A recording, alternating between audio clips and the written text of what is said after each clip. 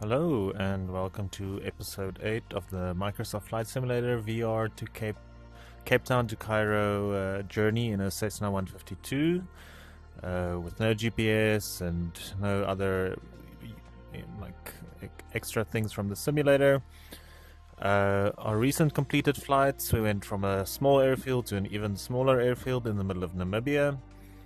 We struggled a lot to find that airfield, or to at least identify it. We had to fly by multiple times. I thought I would start my videos a little bit more zoomed out as well, to give us more of a perspective as to how we are on our journey, because I realized last time, I just zoomed in the middle of nowhere. So we're right there in this bottom third of Namibia almost. We've made good progress. The medium-term goal is to fly a little bit more in Namibia and then head northeast over the Okavango Delta. So right now we need to find a suitable airfield for us to land on, because we again are outside of any VOR ranges, so that's going to mean a lot of navigation by just using our eyes. So I've also, before we get started, I've learned a few things since last video, things I probably should have learned in the beginning. I learned the difference between a nautical mile and a normal mile and a knot, and what the relationship is between them. So a nautical mile is about 1.15 what they call land miles, or what if people just say miles, that's what they mean.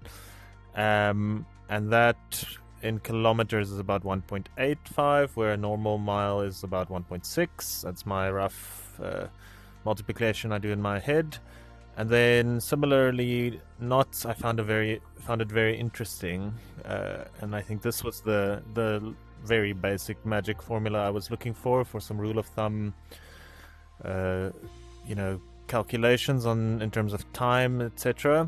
So what's nice is 1 knot seems to be 1 knot is speed, and that seems to be equivalent to 1 nautical mile per hour. So if you fly, well, I don't think you can fly at 1 knot, it's a bit slow. If you travel at 1 knot, you will travel 1 nautical mile in an hour. We tend to fly between 80 and 100 knots, so if we take it at 100 knots, that means in 1 hour we will travel 100 nautical miles, which is nice because all the calculations that are happening in little nav map as well as in flight simulator are using nautical miles. I am 99% sure that nautical miles, even though nautical means or refers to the ocean, it also refers to aviation. If not, then we'll have some mistakes. What I also learned from our trusted Wikipedia is that the Cessna 152, the plane we're flying, has a service ceiling of 14,700 feet, and this unfortunately is slightly below what Kilimanjaro's peak is. Kilimanjaro's peak is, I think, 19,000 feet, which means we'll be able to fly past Kilimanjaro and appreciate it from the side, but we probably won't be flying directly over it, which is a little bit sad, but it's fine. Stall speed is important here, 43 knots, that's good to know. They say the maximum speed is 109 knots. I struggled to get anywhere close to 100. I think it's also because we're flying a little bit high at the moment. Anyway, I just wanted to share some of my learnings. I hope they're mostly correct. Let's have a look at where we're going today. So we're going to remind ourselves we're here on this very small patch of, I'm not even sure if you can call it a patch of dirt. Let's just reset all of this, and we can save these. Did I say no? I'm not sure. So let's select this for takeoff, departure. There we go. To that, no, I clicked the wrong one. Okay, let's for departure. No, why? Let's do that one more time. I usually do the select runway and use. I'm just confused.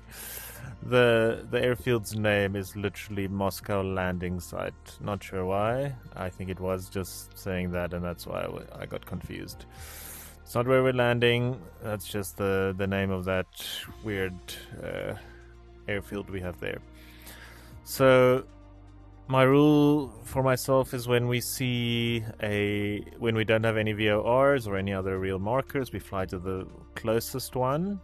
But I had a quick look here. These two ones, this looks like some lodge, and this looks like a very small airstrip. Well, it's quite long actually. I'm actually gonna break my one rule and rather fly to Marienthal. Although this is, yeah, it's slightly longer. I think we're gonna use this as our destination. Select runway and use yep. We'll probably come in from this side, runway 31. It's a cement one, so by my estimations, it's probably better than those ones. We'll see how much that decision comes back to haunt me. Okay, so we have two options here. Oh, probably more, but the two things that are coming to mind is we can fly all the way to that river. Following this river to an intersection here with this road. Follow that road and get to Marienthal that way. Or if we are brave and we can find this road / river, we can probably use this instead. So effectively, but almost fly at this heading that it's telling me to, near 300 degrees. Just fly until we hit this river. As long as we're within this ballpark of 300 or 297 degrees, I can't see us not hitting this river at some point. I think it would be a big waste to fly all the way that way, all the way there. You know, that's a very long path. And I think, you know, this, having remembered of last episode's area, this area is fairly flat. So I'm going to imagine that this river will stand out as well as this road. Let's see how much that's going to haunt us. But I think, like, we are still going to get to this road and then go north and then follow that road. I think because we can't trust our heading and everything direct, like, too much, I think it's going to be too risky to cross this unless we can clearly see, you know, either this body of water, although there are a few here. Unless we have some very, very clear guidelines, I would be scared to do that. So let's just add this position to our flight. Wonder if I can do that in a different way. Let's add this position to flight. That's going to give a more accurate representation of what we want to do, and this will give us some more good headings to work with, as well as some distances. So now, you know, just very quick rule of thumb, because we now know what the knots to nautical miles are. If we fly at, you know, 100 knots, we would expect to reach this distance in, well, 16 over 100 would be about 15%, roughly 15% of an hour would be like, what's that? 20 minutes is 30%, so 10 minutes? Is that? That's my very quick maths that I didn't think of at all. So that's about 10 minutes, that's about 10 minutes, that's about 10 minutes. We'll see. Oh, that's given if we fly at 100 nautical miles, 100 nautical miles, 100 knots. You can see I'm really not used to thinking in terms of knots and nautical miles, but we're going to test that hypothesis. If I say, for example, we get to this river and we can somehow see, there's some town here. I think this is one of those cases where, yeah, you see this is called Mariental Airport, but it's not actually the town of Mariental. That one over there is Mariental, the town. So this is a smaller airfield, but it is closer. So we'll rather do Mariental to Mariental on the next one than directly aiming for that one, and hopefully this will keep our videos a little bit more manageable. Okay, we know that both of these settings are turned off, so we don't see our plane as an icon on the map. Okay, I think that's good enough. I've already put in this takeoff in the game, so we're just gonna do Foxtrot Yankee Lima Whiskey, and let's get going.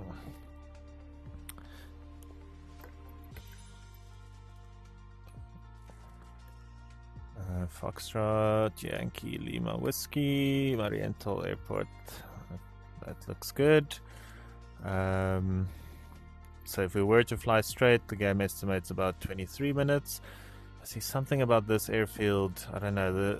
The game knows it's there, but I don't know, maybe it's a decommissioned airport or airfield, and that's why we struggled so much last time. But anyway, we made the final call to land at what we thought was the airfield. I think we did the best we could, so that's okay. It all worked out well.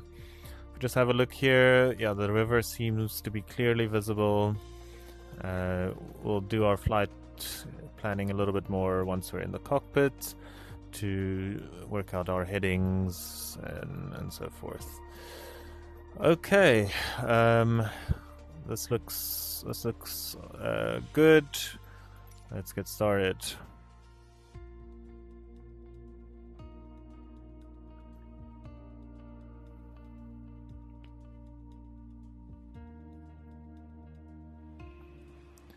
So here we are back at our little patch of what it thinks the runway is. I rewatched the video and there seems to be some faint lines here. I thought it was a road like next to the runway, but I think that's what they tried to represent as the runway. Let's have a look, bring up our map and just have a quick look what we should expect here. So we're basically just going to take off, get some altitude. Our current heading is about 330, so we're going to turn a little bit left to 297, roughly 300. It's not that important. We're based on that quick calculation, we should see this river within 10 minutes. Then follow the river until this crossing, turn quite sharp. Again, we'll probably won't have to fly all the way there if we have a clear if we're clearly seeing this intersection. We'll probably cut across here, fly, use this little body of water there as some marker, if it even is a body of water in these areas. In the desert, it maybe that's why it's like half shaded, which might mean that it's potentially dry during some parts of the year. We'll cross a road and we should see the runway on our right, on the right side of the road. Okay, that sounds reasonable to me. Let's just make sure we have control, that everything looks good. We can quickly do some checks. I think that's fine. Okay, let's get started. Flaps are up. Mixture is full. Throttle, parking brake. That's the on position. That's off. So, did we see a windsock here yesterday? I don't think we did. So we're just gonna go.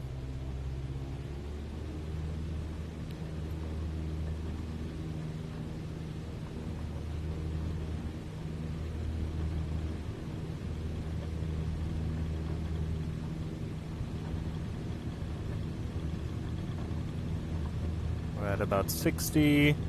Gonna slowly start pulling back. And we are airborne.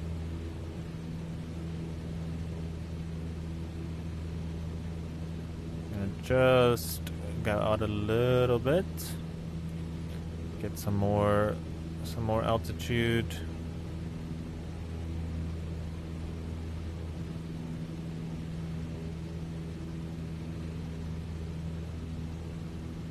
Seems to be more vegetation than I remember from yesterday.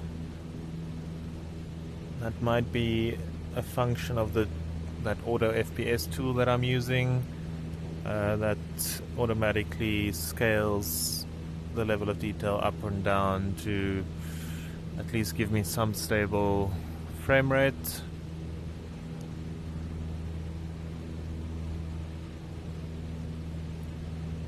Okay, I think we should be... Windhoek Center Cessna 42 is type Cessna 152 2 miles northwest of Foxtrot, Yankee Alpha Echo 4,000 feet. Request flight following. Okay, we should be able to turn to roughly 300, heading 300. Squawk 6526, Cessna 42. Cessna 42 radar contact, 2 miles northwest of Foxtrot, Yankee Alpha Echo 4,300 feet. QNH 29.906. Alright, so my understanding of that Roger, Cessna 42. radio message that just went past is that the air traffic controllers do have some sort of, well, they do have radar, and they're able to pick me up. I think when I enter that code into the transponder, they're able to pick me up, and that's where they at least know where I am. So it's one thing to keep in mind. I'm feeling a bit of wind here. I'm not going very fast. We are still climbing maybe a little too steep.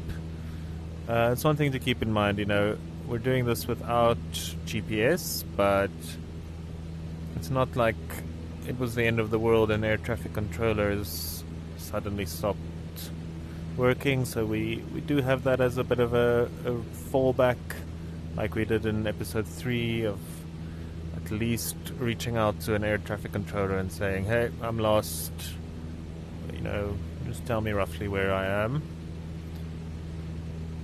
But I think, we obviously want to minimize that as much as possible. So I've been doing about 70 knots. Let's try and level out the plane a little. Doing about 70 knots.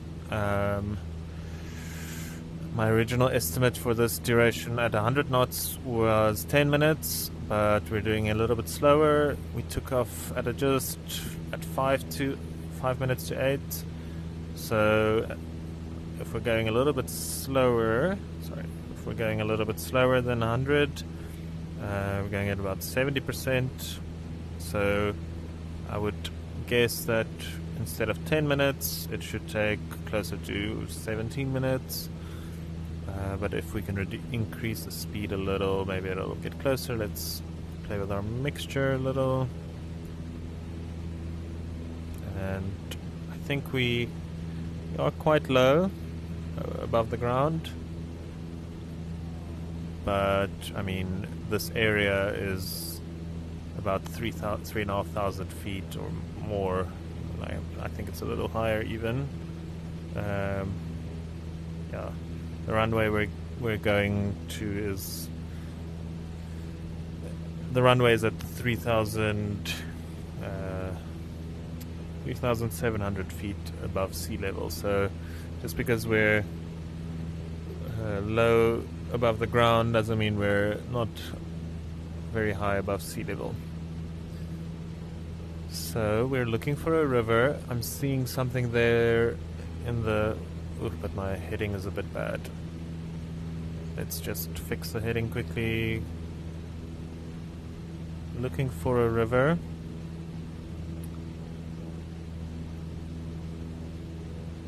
I think I see something that may be a river there in the distance. That's where we're heading. Gonna try and bring up our map. So we are... Can we still see that river? Okay, we still can see that river quite... We're still quite close to this river, so I'm guessing we're probably around there. So we're on this near 300 degree heading, and we're hoping to intercept this river, turn to 345, but at that point we'll follow the river. If we were really brave, we probably could have done that again and tried to intercept this road, but I think, you know, the risk of compounding mistakes or compounding errors gets a little high when you're flying this way. We need to take more conservative options.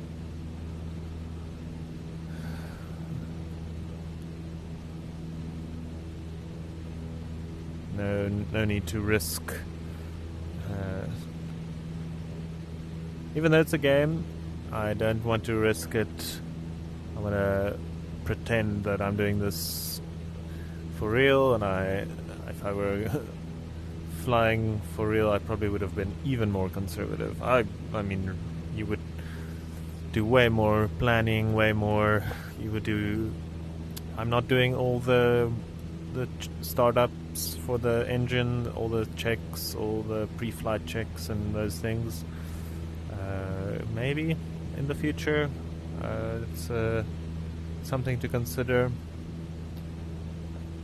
I'm just scared that it can get a little tedious, a little boring maybe. On the other hand, it's probably good to get into good habits, because, you know, pre-flight checks is not something you wanna skip in a real plane. Okay, I'm fairly confident that this area here at the bottom is our, or there in front is the river in question. This is good news. Let's have a look at time. We're not there yet, and we're not at 10 minutes yet. So let's see. So one thing that I have learned now is that if a nautical mile is about, you know, 1.15 statute miles or land miles, or 1.8 something kilometers, that means if we're traveling at 100 knots, that means we're going at about 185 kilometers an hour, which is plenty fast. I think, you know, in South Africa the national speed limit is 120, which is roughly 80 miles an hour. So it's not exactly double, but it's still substantially faster than you're legally allowed to drive. And we get to cut corners like this. I think the Cessna 172 may be ever so slightly faster. I didn't check on Wikipedia for that.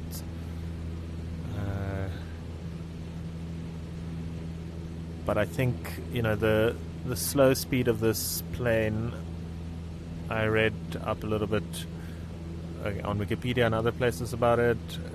It has some advantages, you know, for police and for military surveillance and things. There are some militaries that actually still use this, not like I don't think like the US, but for like border patrols or in police, like searching for things, because you know you have more time to look outside and to look at the ground from a slower plane. So you don't always want the fastest plane. Sometimes a slower plane has some benefits. Okay, we're still on the 300-degree heading here. Now, I did say if I were to see a town or something there, in front, we might take a shortcut over here. I am seeing something there, but I'm also seeing something there, and we don't want to take that chance. So I think what we'll do is we'll stick with the original plan, follow this river, and at least see if we can see that road. If we can see that road, we can skip to it. Sorry, if we can see that road from this one, we can cut across. But I think we may be a little bit far. It's a bit risky, you know, if we end up overshooting this way with all of these roads. It might be tricky for us to find that one. If you know the area well, that's fine, but we don't, so we're gonna stick with plan A. Okay, let's have a look at time. We are now reaching like 11 minutes about since takeoff. We obviously still took off and then made the bank and tried to get some speed. So it seems that the calculation is good. It doesn't have to be precise, but I think it's important, or maybe it has to be, but for me it's good to have it as a ballpark figure. You know, if I, like yesterday when we flew, it was good for me to know roughly what to expect for that distance, and then once I'm like, well, you know, if I expect to fly 10 minutes and we're flying 20 minutes, then you know you've probably passed it. So it's just a good rule of, or a good ballpark figure to know what time frames we're working with, so that, you know, if you look at a map and you're not sure how far zoomed in you are or something might look very close and you're like, okay, cool, fly there. Okay, 1 second, I'm going to interrupt myself. I'm seeing two bodies of water, as I would have expected. And I do think, looking at this chart, that small one is probably, looks like that round one there. That big one appears to be that one. So with that in mind, I am going to deviate from my plan. I do see a third body of water that side, which looks to be that one. So I'm gonna head just to the side, just to the right of that body of water. If something goes wrong, we can always turn around and come find this river again and go back up that path. But that body of water in conjunction with that one and that small one there, I think this is a safe enough bet to try and cross over this way. Let me know beforehand, before this works out. Comment and tell me if you think this was a good or a bad plan given what we can see.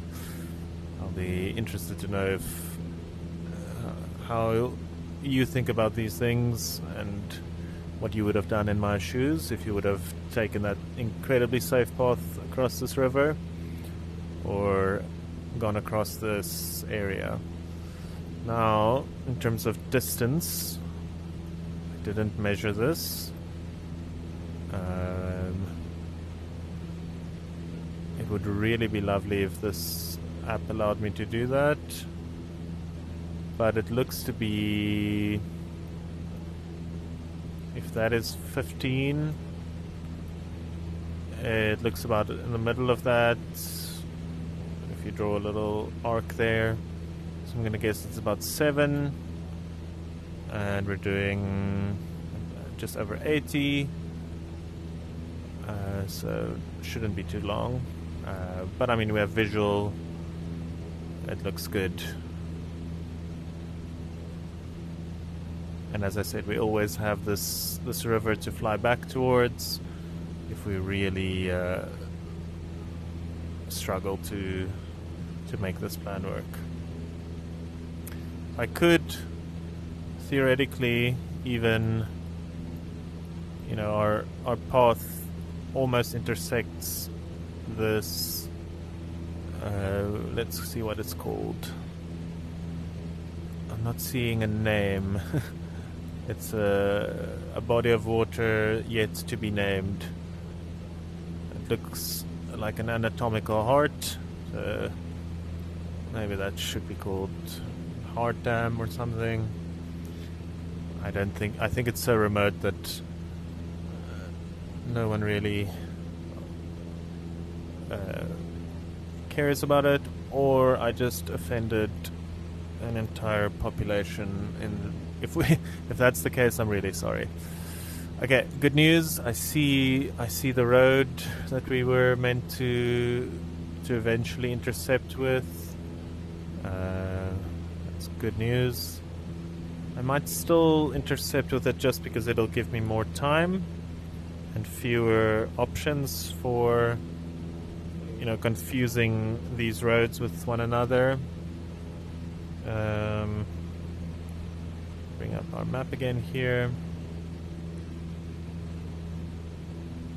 So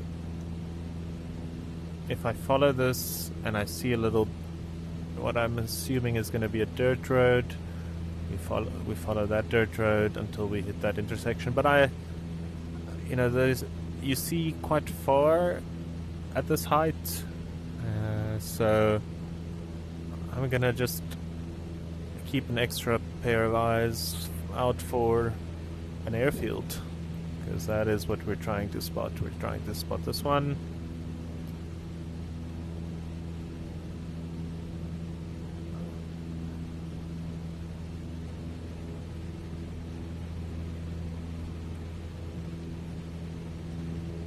Now this body of water, I continuously remind myself to just check and verify everything. Don't take too much for granted.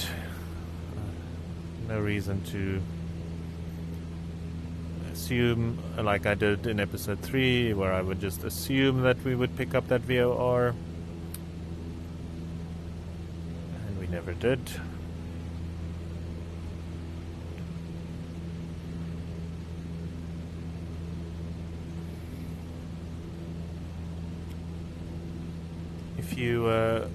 One thing I recently figured out with YouTube is to set the timestamps for the chapters in the search bar, or it seems to be working now. I had to verify some parts on the account or something. It's working now, so if you don't want to watch all of this middle areas, at least you can jump to the important parts. That being said, the people that are jumping to the important parts probably aren't hearing this, so maybe I'll just raise it in a comment or something. Okay, what do we see here? We see what seems to be the dirt road going that side.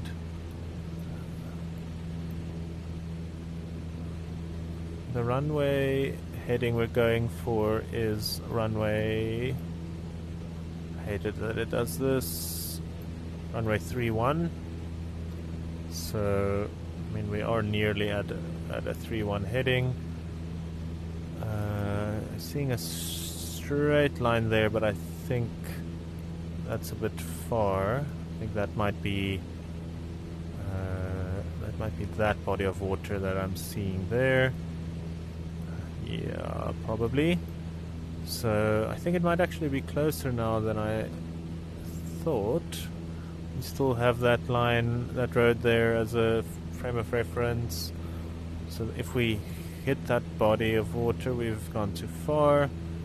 I see a line there. This runway is almost exactly on this road. Let's have a look. I might be brought to believe that could be our runway. There's a road going that way past that body of water. Again, through the body of water. I'm guessing it's one of those seasonal bodies of water.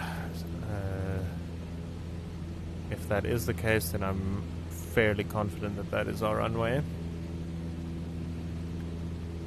It did say cement, I believe. Yes. Given the color that I can roughly discern, that's probably that. I'm going to put the map here. I'm going to ever so slightly reduce my altitude. Here is our weird anatomically heart-shaped dam.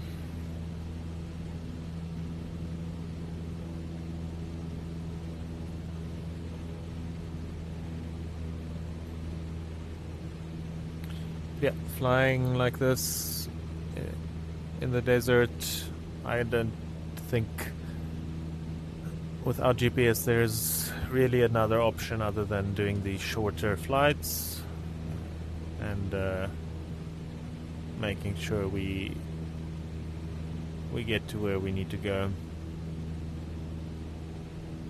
I'm really starting to get excited for Botswana already. Seeing how the landscape is going to change once we get close to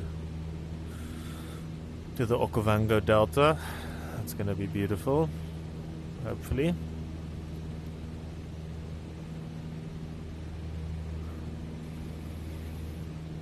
Yeah, as I'm getting closer to that, my confidence is growing. The runway seems to be more pronounced. I'll still do a flyby, and yeah, this matches what we've seen. There's the intersection. Just bring this up.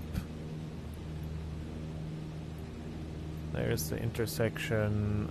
That appears to be that one. There's some body of water that I see represented there. Yeah, that has to be it.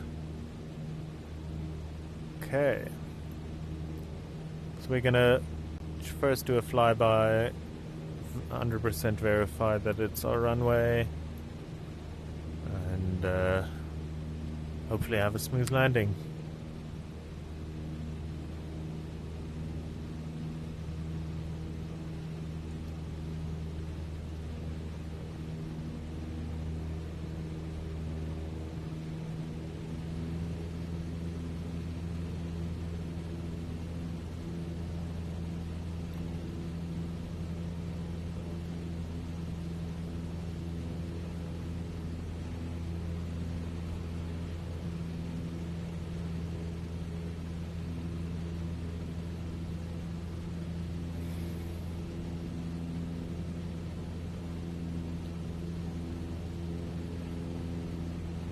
Okay. Yep, nothing now, I think. Nothing else we can do. We just, you know what? Confident enough that that is our runway. I have a clear visual on it. I'm gonna reduce my mixture. I don't think there's any reason for us, sorry, not reduce, increase my mixture. I don't think there is any reason for us to do a flyby. You know, if we, at worst case scenario, if we do see that it isn't our runway, we'll do a go around and just effectively go back into the air. I don't think that'll be necessary. Well, I think it is our runway. If something else goes wrong that it makes it necessary, it could be, but I do think that is our runway. It lines up with the heading, matches what we expected from our map. So I think today, although I just spoke about all of my conservative tendencies for this flight, I think today is a day of taking a little bit of risk. And I think on these smaller, shorter flights, you know, it is useful to take a risk, or it is feasible, because we can just always go back to that road, go back to some landmark we have that's close by. Okay, I'm going to try and reduce my altitude, like always. I'm going to try and line up here. Interesting how the light from the sun is coming and hitting these dials. It actually makes it more difficult to see, as one would expect. Loving that realism. Gonna go down. This is more than likely not a controlled airfield or fancy, you know, landing lights and VASI lights, so we're going to have to gauge our glide slope ourselves. I'm feeling a lot of wind. I just want to get into flaps speed. There we go. First level of flaps deployed.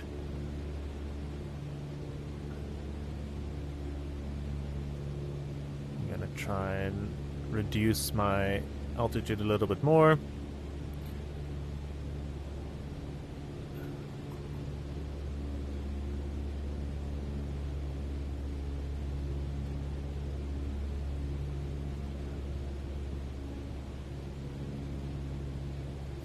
Think we can do another level of flaps, bring our airspeed down. We're still at about 70 now. I think we can try and aim for about 60.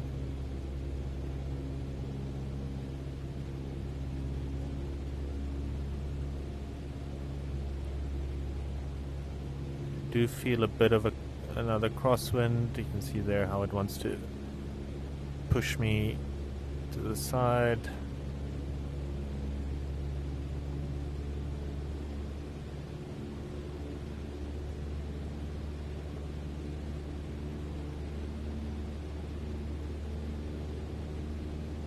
I am providing a lot of power. Just because we want to go slow doesn't mean we don't want to have power. We still want to be at powered flight at this point, I think. I don't want to drop out of the sky, because if we stall now, you're in some trouble. I do feel it sort of happening, so I'm going to increase my speed, point the nose ironically a little bit down so we can improve our speed, which should increase our lift a little. There we go. Not ironically, but counterintuitively, I would say. We don't want to go too fast. It's an interesting airfield right over this road.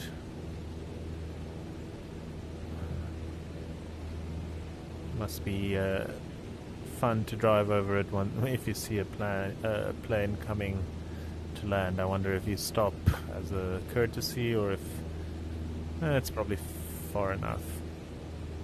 Okay, I think we are good to reduce our altitude more, reduce throttle a little bit. The plane is shaking quite a lot today.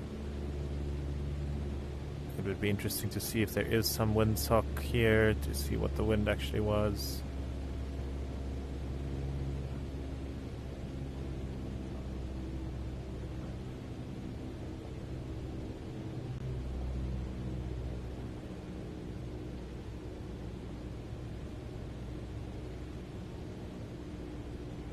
Okay, coming in a little let's flare it a little.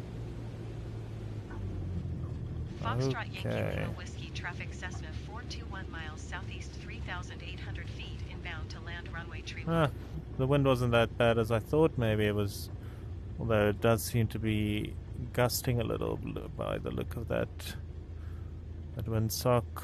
Let's pull off here to the side. Flaps up. Just park here. Should be good. Alright, parking brake on. Mixture. Kill that. Turn the magneto. Put off the alternator. Put off the battery. Okay, wow, that was an interesting one. Decent, short flight. We saw the runway. We landed first time. I think that was the first time we really did that. Maybe we did that in Langebaan as well, because it's such a very big airfield for the first episode, but this was good. The first time flying to a new place without any issues, and no VORs or anything like that. Let's have a quick look at the flight to see, what our actual,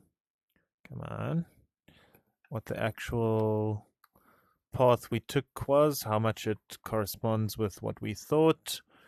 Yeah, this is good. This is basically exactly what we hoped for. We turned a little bit early, but that's fine. Look how close we got to our intended point. Here we saw this body of water. We used it exactly like expected. We saw the airfield. All in all, I would say a lovely flight, still beautiful landscapes, and now we need to figure out where are we going next. I think this might be the capital already, Windhoek, yes. So I'm not sure if we want to do, where are we? Hold on. I lost myself. Yeah. I think that's a bit far to do in a single one, especially since I said we're out of VOR range.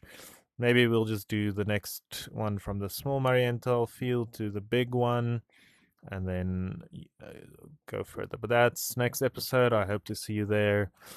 Thank you very much for watching. Have a lovely day. Bye-bye.